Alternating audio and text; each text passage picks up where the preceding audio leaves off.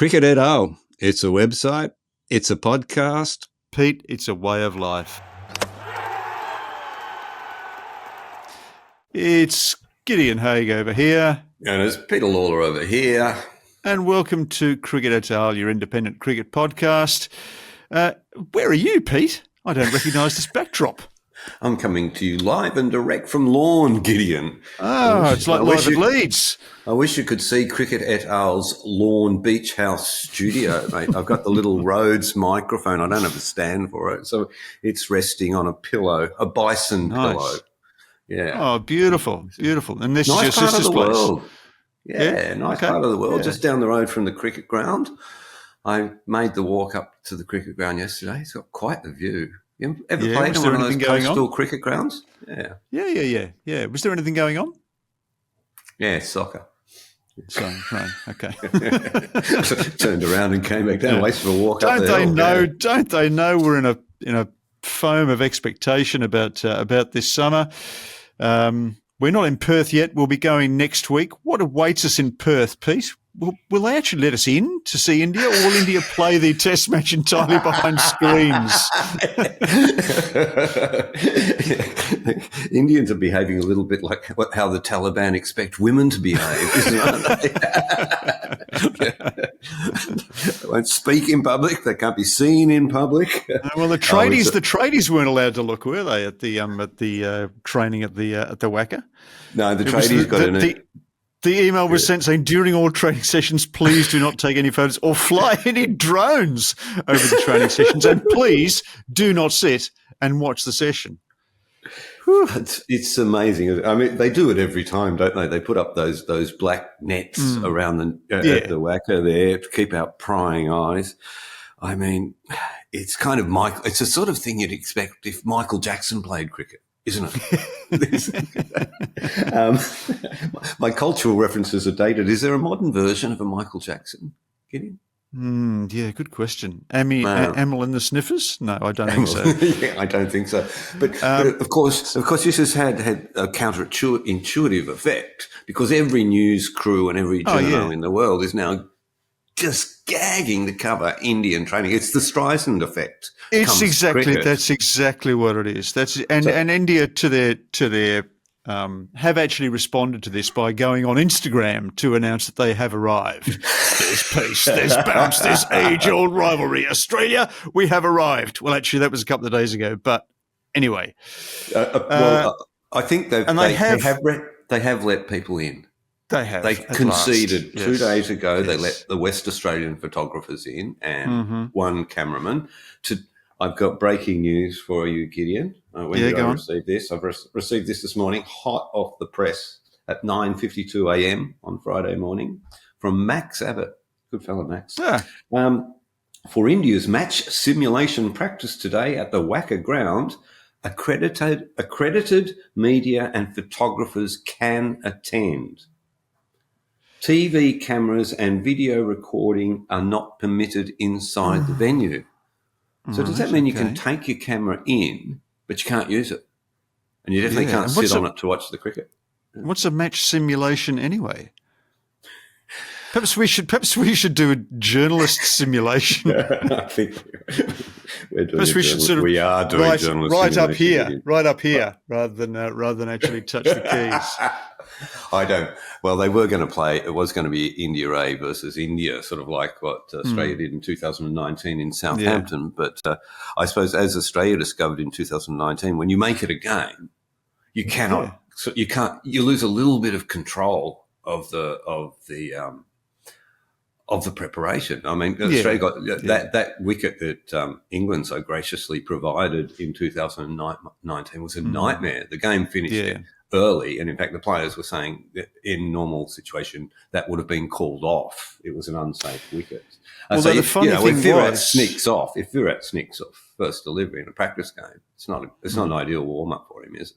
No. The interesting thing was that 2019 game, that probably got Marnus on that tour, didn't it? Because he batted really well. He batted for a long time, looked really organised, and he probably got the last batting spot, and the rest is history. So, strange how perverse outcomes. Yeah, Bancroft was, I think, the one who shone in Bancroft that battled, game. didn't Yeah. he? And No, Curtis but he Patterson shone missed in out. that. He shone in that game and sort of got himself a start in the series because of it. But yeah, that wasn't much fun. So that's what they're doing. It's always fun when India's in town, but their captain, of course, isn't in town, as we noted in the last podcast. Actually, it wasn't our last podcast. We did a podcast earlier this week with a grade cricketer. We did, that was kind of unusual, wasn't it? The does microphones that were count? turned, Gideon. Huh? Does that count in our career stats? Oh, I don't know. I think that might be like World Series cricket I stats was going on going the to say grade the cricketer. same thing. Yeah. Well, actually, this is actually making me all sort of thinking fondly of G.S. Walia. Do you remember the media relations on previous Indian tours? That the well-meaning Srinivasan loyalist who was kind of like the chemical Ali of the 2011-12 tour. Mr. Walia, I have an Mr. announcement. Walia. I have an announcement. And from memory, the announcement was that there was no comment. I've never seen a man looking so anxious at press conferences. He really wasn't comfortable. Who was my mate from Hyderabad that was the manager on the Monkey Gate tour? He was very good. I've forgotten his name now. That's terrible. It'll come to me as the podcast progresses. What could possibly go wrong? Interesting. There's a report out of India overnight from the Press Trust of India that Mohammed Shami might be added to the squad. Yeah, I was going to say that. I mean, he probably should never have been left out. But this Ajit Agarkar and the selection committee are having another look at him, and he could be here in time for the second test. This often happens on Indian tours. You're never quite sure who's coming and going. Players, literally get off the plane with their pads on and walk straight into games. Sometimes they do extremely well. I remember Mayank Agarwal walking into that Boxing Day Test match in 2018-19. A terrific player. Right. But otherwise, it can also end unhappily. India, of course, are also playing a T20 series in South Africa at the moment. I see Tilak Varma got a rapid 100 the other night. So there's all sorts of balls in the air for India at the moment.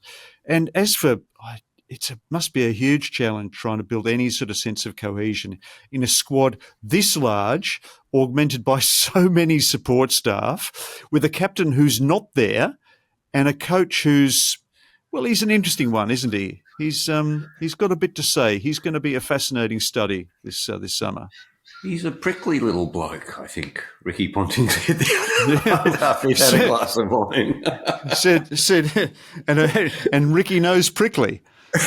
It takes one to know one, eh? It certainly does. And he's headed off in a funk, hasn't he, Gautam, from India? Yeah. He had quite the attitude in that departure press conference. Well, that was immediately before they left, wasn't he? And he was being asked questions about Kohli and Rohit, and he said they're incredibly tough men who've achieved a lot and will continue to do so.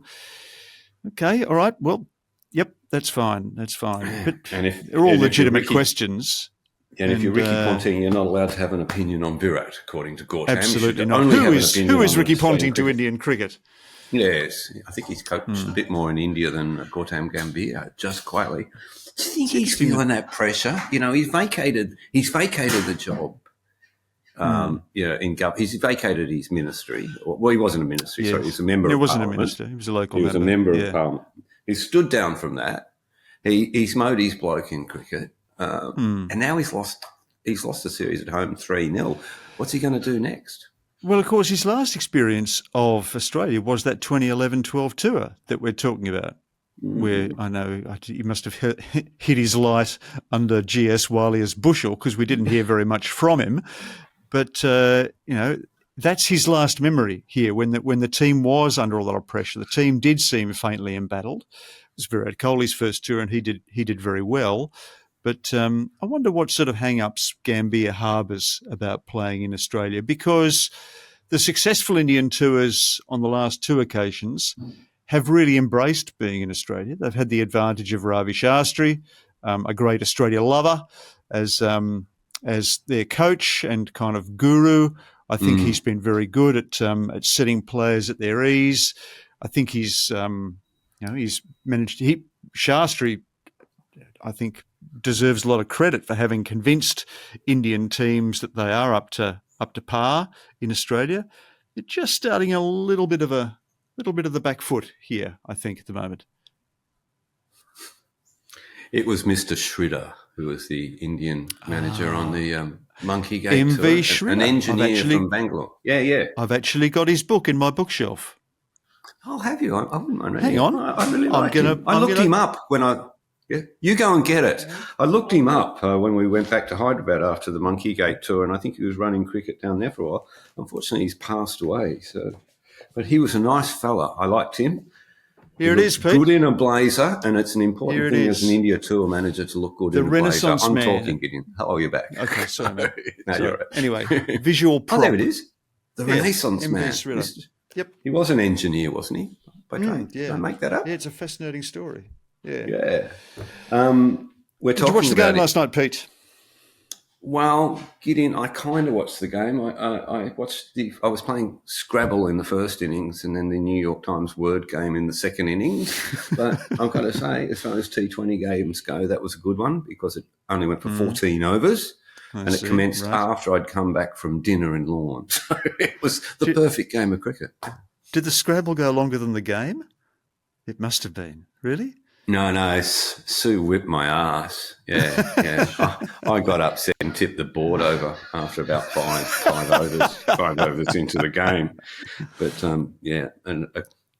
she came out on top again. Unfortunately, well, I must confess, Cecilia and I were watching these 3-part space shuttle documentary series last night, so I forsook the game. I watched the highlights this morning, which weren't, of course, significantly longer than the game, which had these sort of under 12s scores of 4 for 93 versus 9 for 64.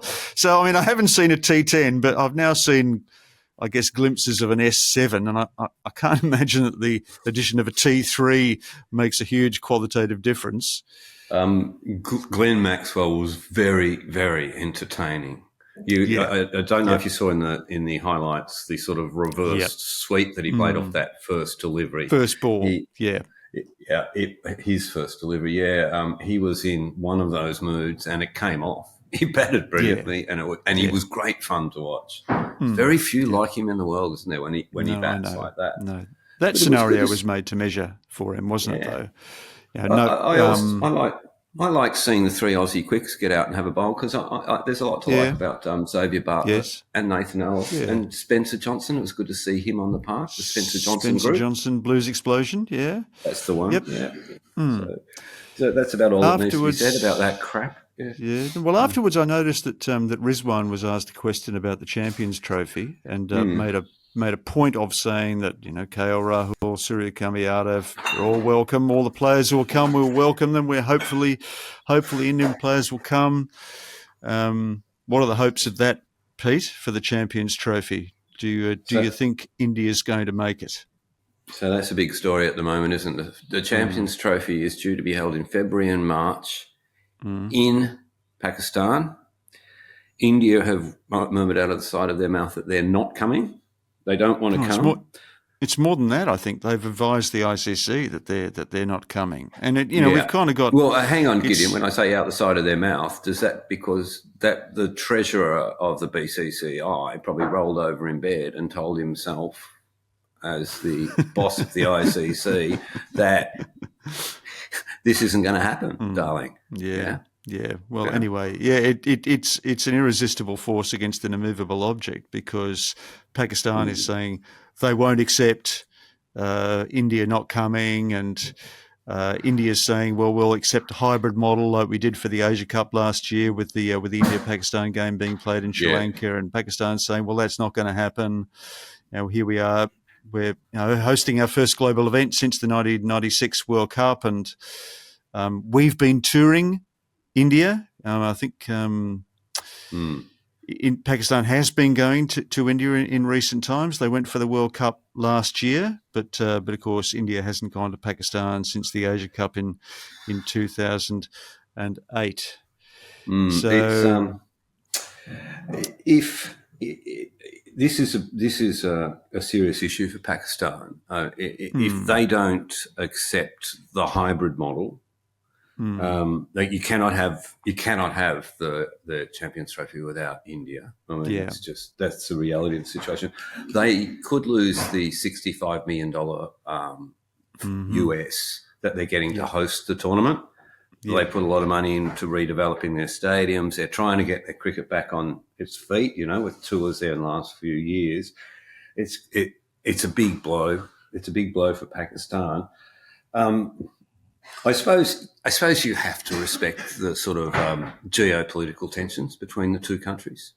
They're not invented. It's not a make-believe. No. It's not just some sort of grudge.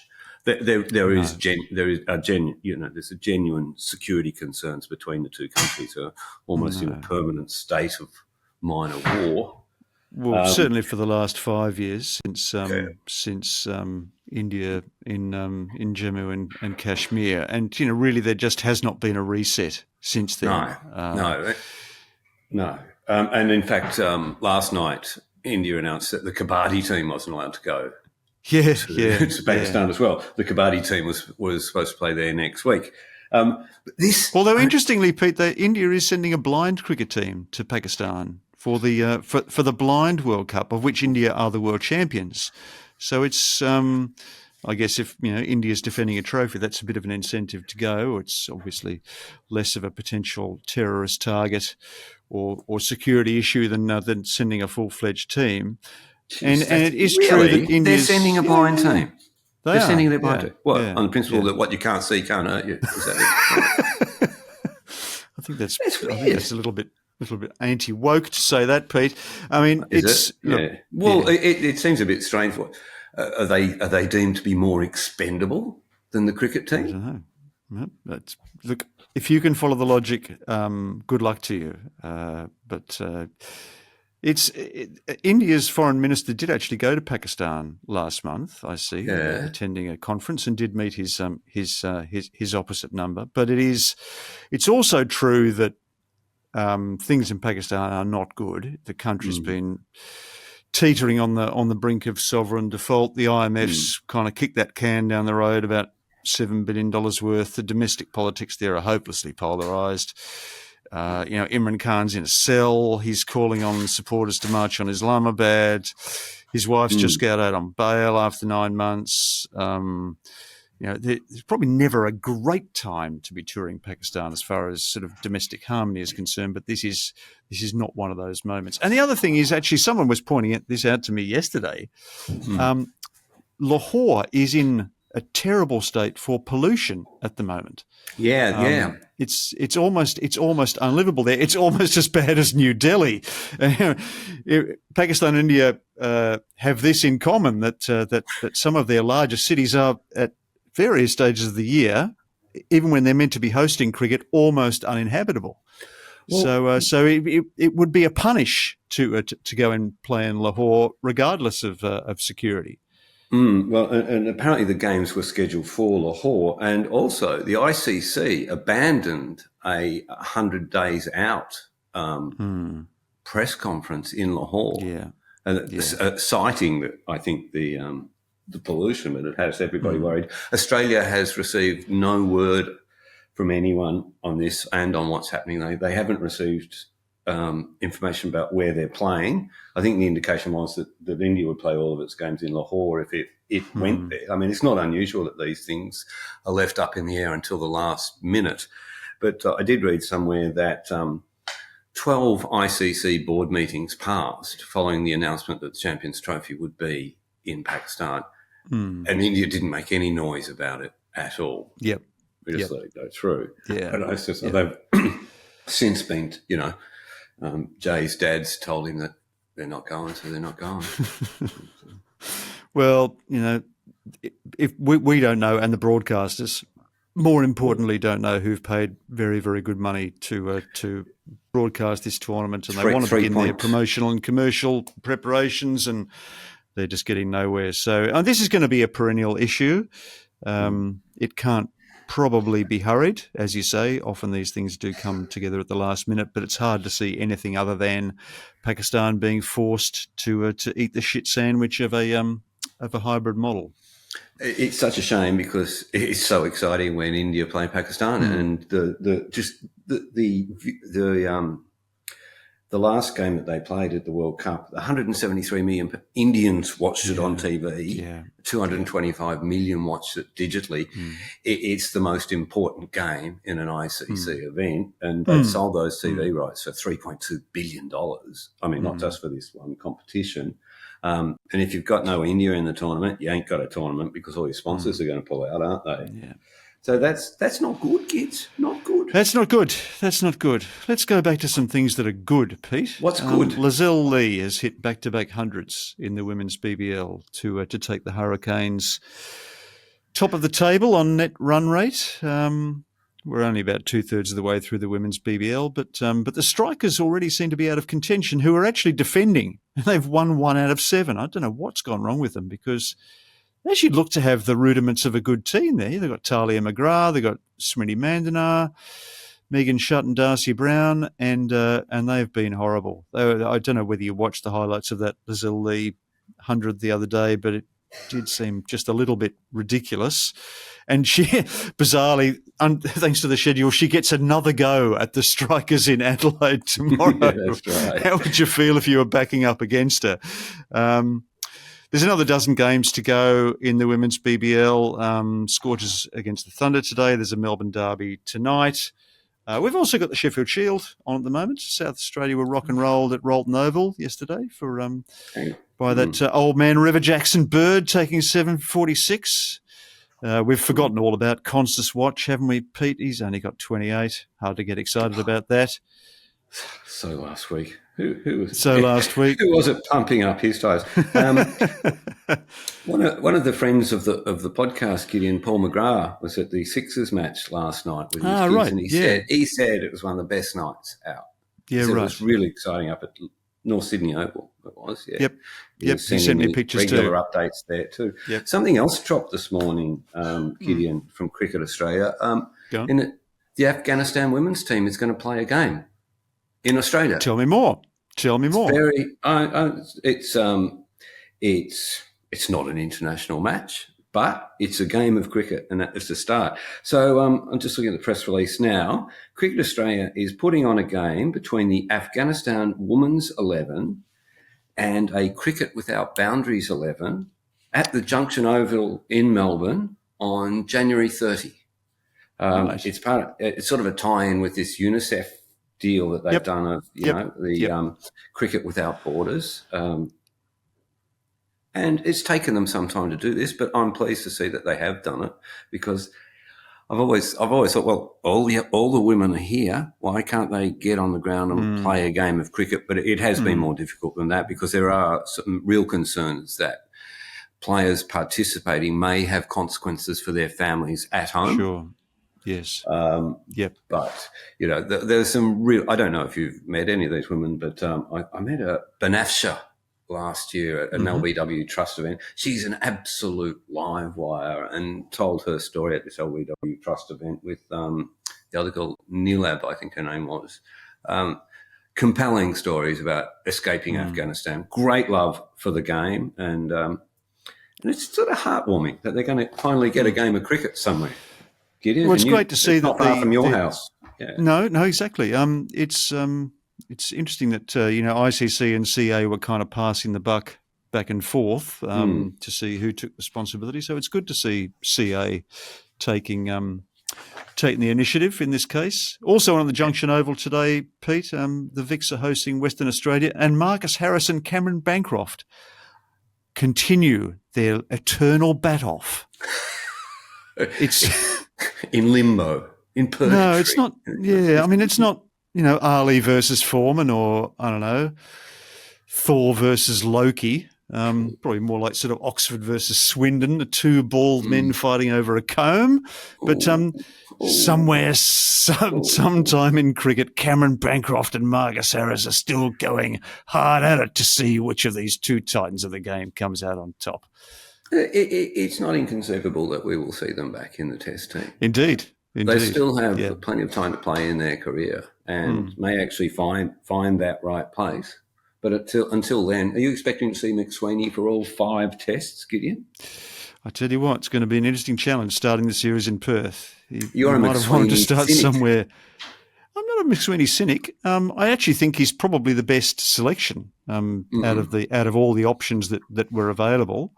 I do think it's a shame that he's not getting the opportunity to bat where he usually bats. Yeah. These experimental openers. We saw Dan Lawrence in England, and that's kind of cruelled Lawrence's career. I can't see him getting back. He got 3 Test matches, and he squandered the opportunity. I think it's a really hard ask. Perth is going to be a challenge. The ball is bouncing. The ball is hitting the gloves on the way up. We saw it during the ODI. We'll certainly know whether he's up to the task if he manages to get through the new ball burst in Perth next week. Plenty have succeeded in the same situation before him, but although probably they do rise up from the Test middle ranks more often than not, don't they? They get a little bit of time down there against the softball, before they move up to face the hard one. But I suppose your cynicism was around this idea that George says that he goes in the first 10 overs quite a lot. George Bailey being. You went and dug out those numbers. Did you ring Rick Finlay? It was an easy enough thing to do. Yeah. He hasn't he made 250s, I think, the last time he did that. But before then, he hadn't broken 40 odds. So just because you have experience doesn't necessarily connote success. Did you? But look, let's wish him well, and we're looking forward to seeing him next week. We're looking forward to seeing what all the fuss is about. We're going to take a break. I think. Hang on. Sorry. Can you hear me? Sorry. Yeah. No. Another thing. Yep. Both broadcasters will be broadcasting this series in Hindi. Excellent. On an alternative channel. Who's going to be commentating? How's your Hindi, Pete? I don't know, but I have noticed. How's my Hindi? Yeah, real good. Jaldi. I've noticed Ravi and some of the other commentators, they slip from the English commentary teams into the Hindi commentary teams in tournaments I've covered in the past. Yep. So I think there's 1 million people with an Indian background in Australia. So some of them will be able to tune into their mother tongue. I have heard Harsha talking about this, about how it actually requires not only a different language but a slightly different mindset when you're commentating, and it's interesting to see you having to slip into a sort of a completely different cultural raiment. Do you have to be a little bit more supportive when you're speaking in Hindi? The BCCI is listening. Their AI model is trained to listen to you when you're speaking Hindi, but not in English. What else? I think we're going to take a break, Pete, on Cricket et al. We're going to come back. We're going to come back with the way that we normally celebrate the arrival of an international team in Australia with a top 10, Pete. A top 10. Your suggestion this morning. Back in a moment on Cricket et al. No flicking. And we're back on Cricket et al. Pete, you're going to tell me about a Glenn Maxwell tell. I'm fascinated. Tell me more. Well, our producer, David Bloom's just reminded me of what was going on last night in the coverage. So last night, Warner and Usman Khawaja were commentating on the T20, and I mentioned that Maxwell was in a very flamboyant mood. They pointed out a towel in his batting stance when he's going to play the reverse sweep. It was fascinating coverage.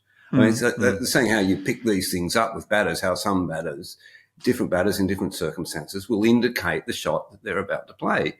And Maxie has this thing where he rests the bat on the ground before he plays the reverse sweep. He's in a different setup. Right. Do you reckon Maxie's going to be all that happy about that being identified on television by two of his, one of his current teammates to a degree? Well, of course he could use that as a double bluff, couldn't he? He could set up that way and then not play the shot. Well, he may now have to actually do that. The other interesting because you know that great story about Clary Grimmett and Stan McCabe. No. Stan McCabe apparently said to Clary Grimmett one day, "I've worked out how to pick your wrong'un. I can hear your fingers click as the ball comes over." And that's right. And Grimmett bowled him a wrong'un, bowled him a leg break, and and McCabe heard the click, played for the wrong un, and missed it. And Grimmett gleefully said as McCabe walked off, "I've got another hand, you know."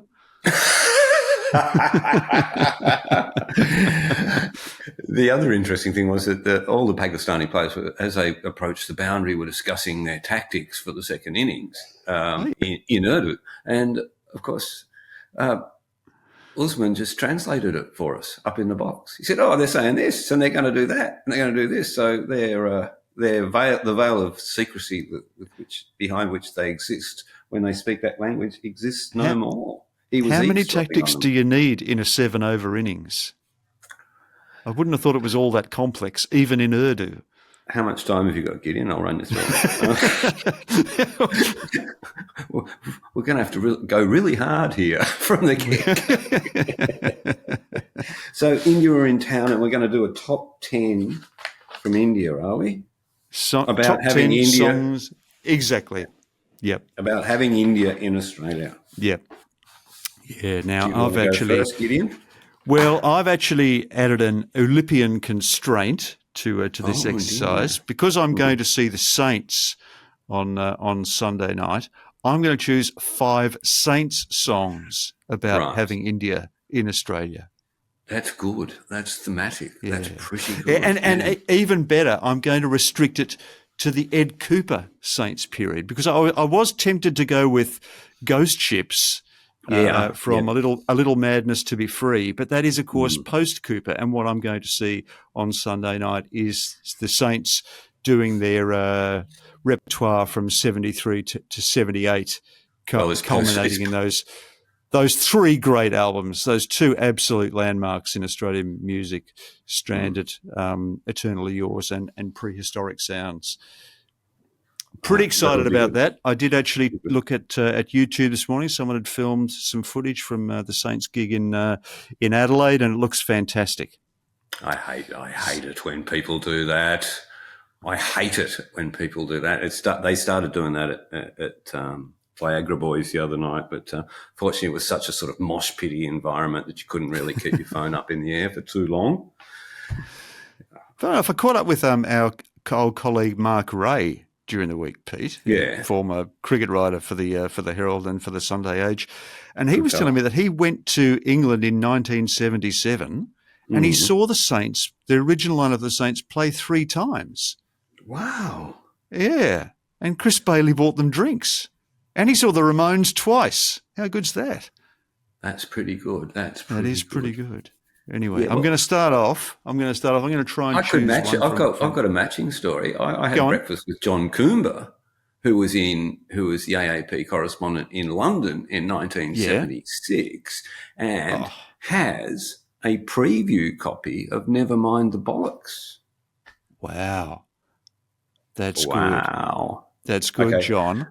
Okay, I'm going to see if I can one up him. But I saw the Saints in '86 at the Prince of Wales, and I stood in the pisser next to Chris Bailey.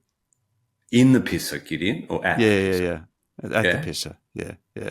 Okay. So that's the closest brush I've ever had to rock and roll stardom, apart from interviewing Robert Smith, as I said the other day. Anything to report from the experience? Was there any exchange? It's all a blur, mate. It's all a blur. I was intimidated by his charisma. The size of his charisma. So, what's your first song? Okay, my first one is this is about Australian-Indian cricket relations between 1956 and 1979, when it was a one-way street, Pete. A one-way street. Australia was dominant. One-way street from Stranded. What a great song. Well, with all the hoo-ha in Perth, I've gone for a very simple, straight up and down Irish rock and roll song, Boys Are Back in Town by Thin Lizzy. Glorious. That's just right. Of course, these days, all cricket is simply content. So, and when the Border Gavaskar Trophy comes to town, we know our product, don't we, Pete? So, know your product from Eternally Yours. They'll probably do that as an encore. I'm looking forward to it already. That's pretty exciting, Gideon.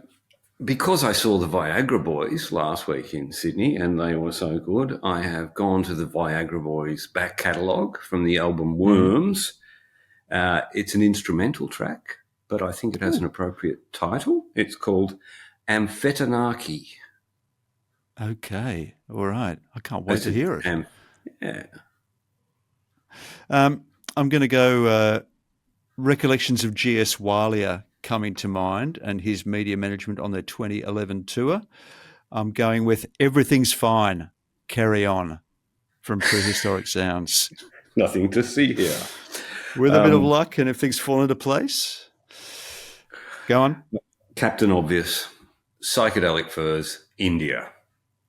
Oh, yeah. I think we've chosen that as a title for previous episodes of cricket, etc. Back in the dim dark days. It's a bloody great song. Great song, absolutely. One of the great first albums of all time. That Psychedelic. One of the great instrumental intros too. You just wonder where on earth it's going, and then that bass and drum cut in, and it just gets going. And that is a great album. That's a landmark album. Definitely. My first experience of watching India and Australia was the Melbourne Test match for 1977-78, where Chandra took 6 for 52 in both innings and made a duck in each innings. I never knew that cricket could be so symmetrical. So I'm going with Memories Are Made of This from Eternally Yours. Oh, thought it might have been Dean Martin. I was playing a bit of Dean Martin when I was driving down the Great Ocean Road the other day. Yeah. Trailer for sale or rent, rooms to let, 50 cent. I like a bit of Dean Martin, Gideon. Did you used to watch the Dean Martin show when you were a kid at home? My dad. Too young. I'm too young for that. Go on. You were born 100 years ago, mate. I've seen your birth certificate. All right, then. What have I done already? Oh, okay. I've gone back to Johnny Dowd, one of my favourite alternative country and Western artists. Yeah. And this is the song that should have been played when India left Australia after the last 2 Border Gavaskar trophies. The song being, That's Your Wife on the Back of My Horse. That's my van parked in your driveway. Your sisters will dance at my wedding. Your brothers will blow out the candles on my birthday cake because that's your wife on the back of my horse. I like it. They took the trophy last 2 times. They took it home. They did. And I'm reminded of that game for my last pick because it was the match was in the lap of the gods on that last day. India struggling against the Australian attack and everything against them until Rishabh Pant popped up and saved me from Prehistoric Sounds. Calling the Cape Crusader Green Hornet too. I'm in so much trouble I don't know what to do. And then Rishabh Pant pops up and takes India to victory. And what an unforgettable day that was. Unfortunately, I had to watch it on TV because of COVID, but it was one of the great days of Test cricket in my memory. In fact, if I go on for long enough, I'll probably begin to imagine that I was actually there. It was an absolutely transporting moment. I don't have a 5th song. Okay. Somehow I wrote down 4 and then got distracted. Your 4 are so good, Pete.